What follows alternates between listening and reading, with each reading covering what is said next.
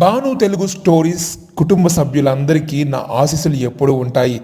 భాను తెలుగు స్టోరీస్ని మీరు ఇలాగే ఆదరించండి, సబ్స్క్రైబ్ చేసుకోండి, లైక్ చేయండి, షేర్ చేయండి. రెండో భాగంలో శివయ్య భాగ్యం కోసం వచ్చాడని తెలుసుకున్నాం కదా. ఆ తర్వాత ఏం జరిగిందో ఈ కథలో తెలుసుకుందాం. శివయ్య సరాసరి భాగ్యం వాళ్ళ ఇంటి ముందుకు వెళ్ళి భాగ్యంతో మాట్లాడడానికి ప్రయత్నిస్తాడు. ఇంతలో భాగ్యం, అయ్యో దేవుడా, నా ఇంట్లో నగలన్నీ పోయాయి, డబ్బంతా పోయింది, ఎవరో దొంగలు దోచుకున్నారు అంటూ లబోదిబో అంటూ ఏడవడం మొదలు పెడుతుంది. అప్పుడే ఎదురుగా ఉన్న శివయ్య, అమ్మా ఒకసారి బయటకు రండి అని పిలుస్తాడు. లోపల ఉన్న భాగ్యం చాలా హడావిడిగా బయటకు వచ్చి, ఏంటయ్యా నువ్వు నన్ను చంపాలనుకుంటే ఒకేసారి చంపై, అంతేగాని ఇలా రోజు నన్ను హింసించొద్దు. అసలు ఎవరు నువ్వు? నేను ఉన్న బాధలే కాకుండా కొత్త బాధలు తీసుకొస్తున్నావు అంటూ బాధగా చెప్తుంది. అప్పుడు అతను, చూడండమ్మా, మీ దగ్గర పోయిన డబ్బు బంగారం అంతా ఆ శివయ్య దగ్గర సురక్షితంగా ఉంటుంది. ఆ మాటలు విన్న ఆమె, ఏం మాట్లాడుతున్నావయ్యా నువ్వు? ఆ శివయ్య తీసుకెళ్ళడం ఏంటి? ఆయన ఏమన్నా దొంగ? ఆయన దగ్గర ఎందుకు ఉంటుంది డబ్బు? శివయ్య, ఆయన దగ్గర డబ్బు లేకపోవడం ఏంటమ్మా? నీకు కావాల్సిన సంపద అంతా ఆయనే కదా ఇచ్చింది. ఆయన దగ్గరే ఉంటుంది. ఒకసారి ఆయన దగ్గరకు వెళ్ళు. ఆమె శివయ్య మాటలు పట్టించుకోకుండా, పోవయ్యా, పిచ్చోళ్ళలాగా ఉన్నావు అంటూ ఇల్లు మొత్తం వెతకడం మొదలు పెడుతుంది. ఎక్కడ చూసినా కూడా ఆమెకు డబ్బు బంగారం దొరకదు. ఆమె ఏడుస్తూ శివయ్య ఫోటో ముందు నిలబడి, శివయ్య, నేను ఏం తప్పు చేశాను? నేను ఎవ్వరికి ఏమి హాని చేయను కదా. అలాంటి దాన్ని నాకు ఎందుకు ఇలా పరీక్షిస్తున్నావు? అసలు ఆయన ఎవరు? నా వెంట ఎందుకు పడుతున్నాడు? ఆయన నా జీవితంలోకి వచ్చిన దగ్గర నుంచి ఇలాంటివన్నీ జరుగుతూ ఉన్నాయి. శివయ్య, నువ్వే నన్ను కాపాడయ్యా అంటూ శివయ్యని మొక్కుతుంది. ఇంతలో ఒక్కసారిగా ఆమె ముందు డబ్బు బంగారం చాలా ప్రత్యక్షమవుతుంది. అప్పుడు ఒక స్వరం వినపడుతుంది. చూడమ్మా, ఈ డబ్బు బంగారం అంతా నీ సొంతం అవుతుంది. ఈ డబ్బు బంగారాన్ని నువ్వేం చేస్తావు?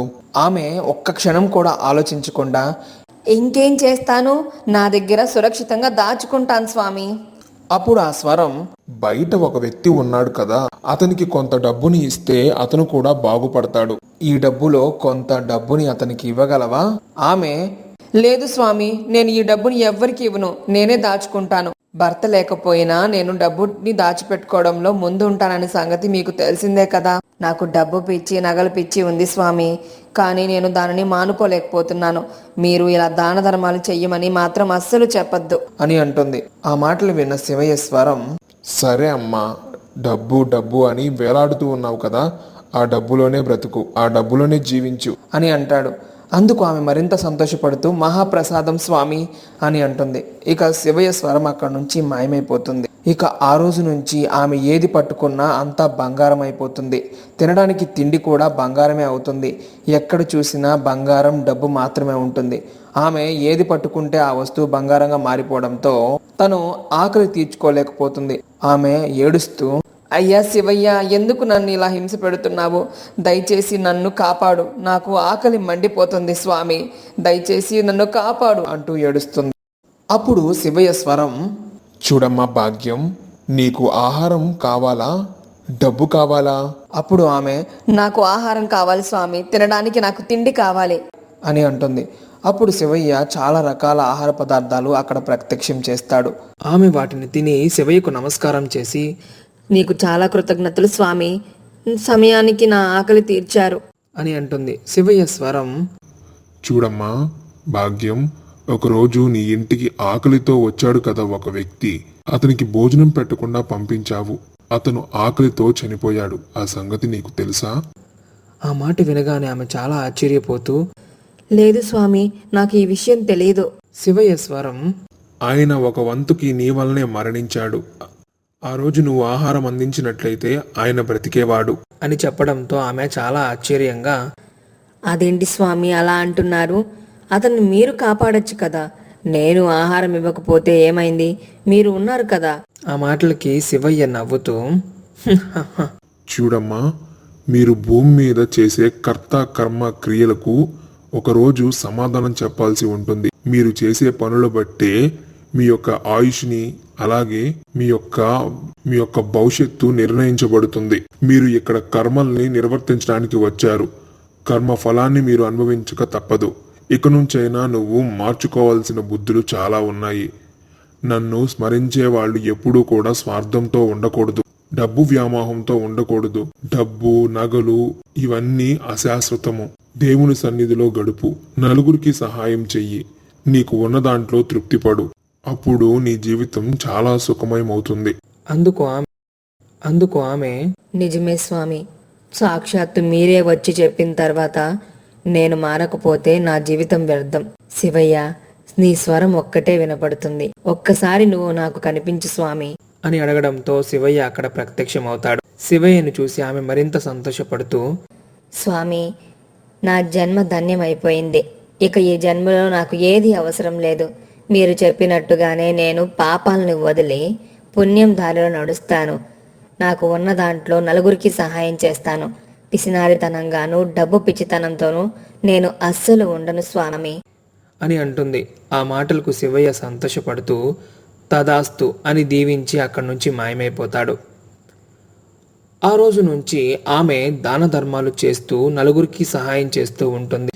అప్పుడే మారు రూపంలో మళ్ళీ శివయ్య కనిపిస్తాడు. శివయ్య, అమ్మా, నాకు చాలా ఆకలిగా ఉంది, కొంచెం ఏమన్నా తినడానికి ఇస్తావా? ఆమె, ఎందుకు ఇవ్వను స్వామి, మా ఇంటికి రండి, మీకు భోజనం పెడతాను. అలాగే మీకు కావాల్సిన డబ్బుని ఇస్తాను. మీరు సంతోషంగా బ్రతకచ్చు. ఇక ఇలా ఎవ్వరిని అడగాల్సిన అవసరం ఉండదు. అప్పుడు అతను నవ్వుతూ శివయ్య రూపంలోకి మారతాడు. దానిని చూసి ఆమె చాలా ఆశ్చర్యపోతుంది. ఆమె, ఏంటి శివయ్య నీ మాయ? నువ్వు నాతో పాటే ఉండి నన్ను ఆడిస్తున్నావా? స్వామి, అసలు ఈ మాయను నేను అస్సలు కనుక్కోలేకపోయాను. నీ ఆజ్ఞ లేనిదే ఏది జరగదని తెలిసి కూడా పిచ్చిదానిలా ప్రవర్తించాను.